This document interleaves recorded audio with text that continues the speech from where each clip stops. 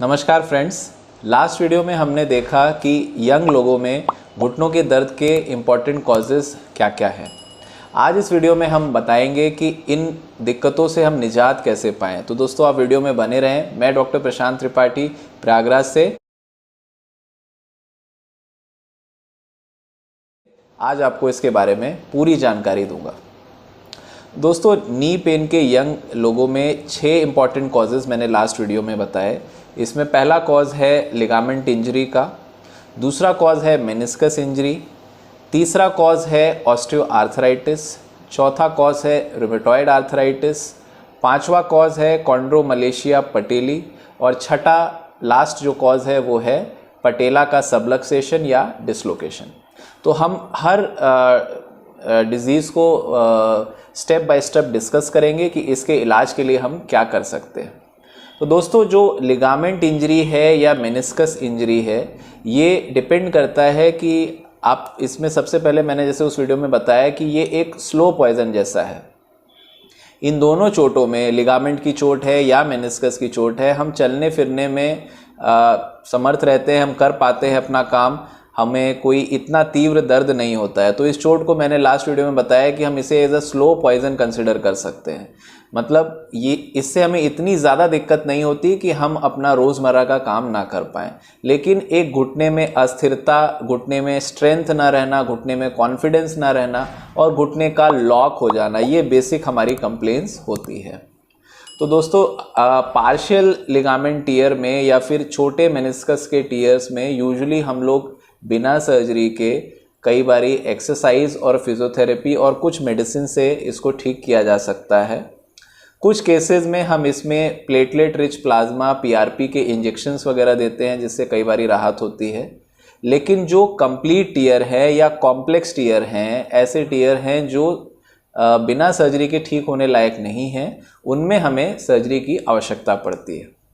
दोस्तों इसमें जो सर्जरी होती है वो दूरबीन द्वारा एक आर्थ्रोस्कोपिक सर्जरी होती है, जिसमें हम घुटने के भाग में छोटे छोटे चीरे इंसिजन्स लगा के एक तरफ से टेलीस्कोप या कैमरे को इंसर्ट करते हैं घुटने के अंदर और उसे सामने एक मॉनिटर में, टीवी में देखते हुए दूसरे तरफ से हम इंस्ट्रूमेंट्स द्वारा आपके लिगामेंट्स को रिपेयर करते हैं।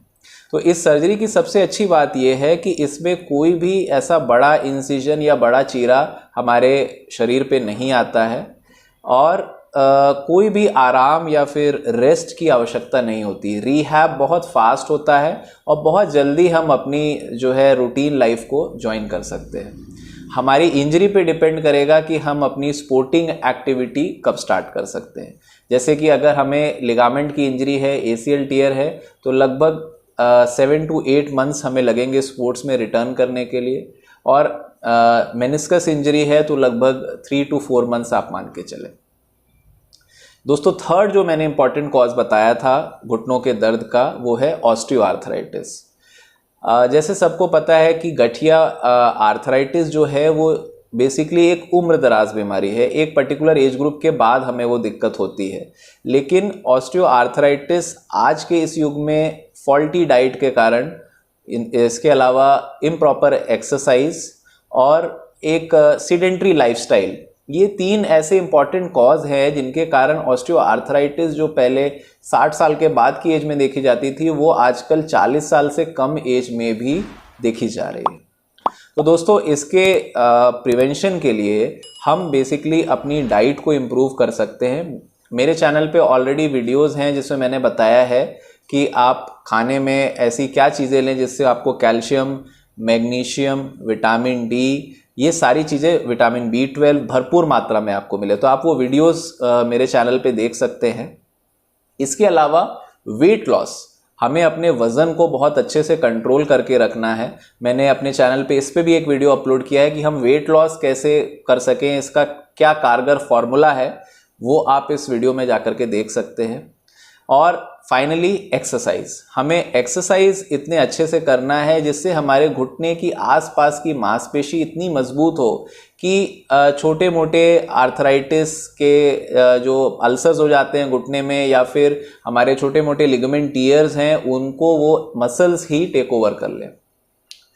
इसके अलावा ऑस्टियोआर्थराइटिस के लिए हम मेडिसिन भी देते हैं दोस्तों, वो मेडिसिन आप ले सकते हैं। और फाइनली जब कोई रिजॉर्ट नहीं बचता तो फिर सर्जरी का ऑप्शन आता है। यंग में हम कोई भी नी रिप्लेसमेंट सर्जरी नहीं कर सकते, 40 साल की एज के कम में रिप्लेसमेंट सर्जरी ऑप्शन में नहीं है। इसमें हम बेसिकली 2 सर्जरीज करते हैं। एक होता है HTO या हाई टिबियल ऑस्टियोटॉमी जिसको कहते हैं। इस सर्जरी में हम बेसिकली घुटने में जो हमारे टेढ़ापन आ जाता है, जो डिफॉर्मिटी आ जाती है, उसको हम करेक्ट करते हैं। और दूसरी सर्जरी होती है जिसे हम कहते हैं माइक्रोप्लास्टी या यूनिकॉन्डाइलर नी रिप्लेसमेंट। इसमें क्या होता है दोस्तों, जिस भाग का घुटना हमारा घिस रहा है बस उसी भाग में रिप्लेसमेंट किया जाता है, पूरे घुटने को नहीं बदला जाता। तो ये 2 ऑप्शंस हमारे पास यंग एज में घुटने की आर्थराइटिस में अगर हमें सर्जरी करनी पड़ रही है तो वो अपने पास है। इसके बाद जो दोस्तों हमारा 4th कारण आता है वो है रूमेटॉइड आर्थराइटिस, जिसे हम गठिया वाह कहते हैं।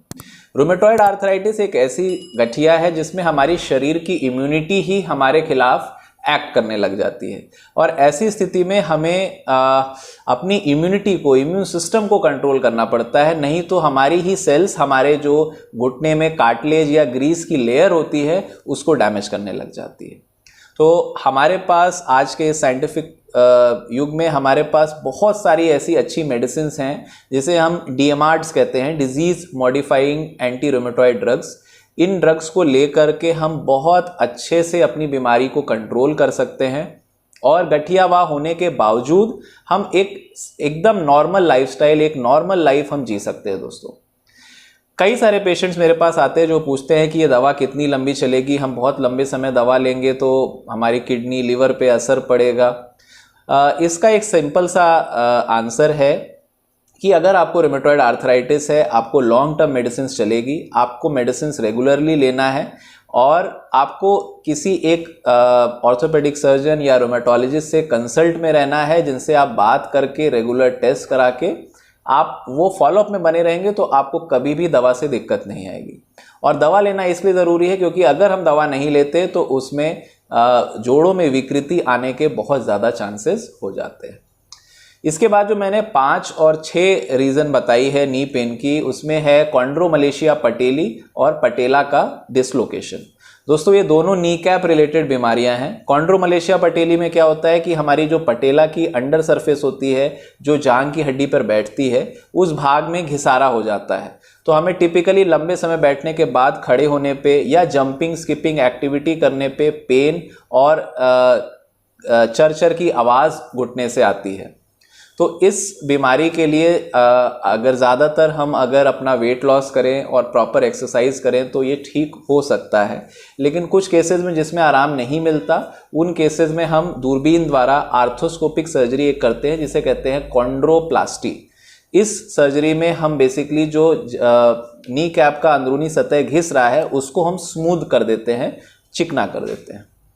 लास्ट जो कॉज मैंने बताया था नी पेन का वो है पटेला का डिसलोकेशन। दोस्तों पटेला का डिसलोकेशन अगर पहली बार हमारे हो रहा है तो यूजुअली वो नॉन सर्जिकली एक्सरसाइज और मेडिसिन से ठीक किया जा सकता है, लेकिन अगर हमारी पटेला जो नी कैप है वो बार बार खुद से डिसलोकेट हो जा रही है, नॉर्मल रूटीन एक्टिविटी में ऐसा हो रहा है, तो दोस्तों ये किसी दवा या एक्सरसाइज से नहीं ठीक होने वाला, और जो भी डिफेक्ट है हमारे घुटने में उसे हमें ठीक करना पड़ेगा। इसमें या तो हमारी पटेला बहुत ऊंची होती है या बहुत नीची होती है, या हमारे जो बाहर के मांसपेशियां होती हैं वो बहुत टाइट होती हैं जो पटेला को खींच के उसके सॉकेट से डिसलोकेट कर देती है।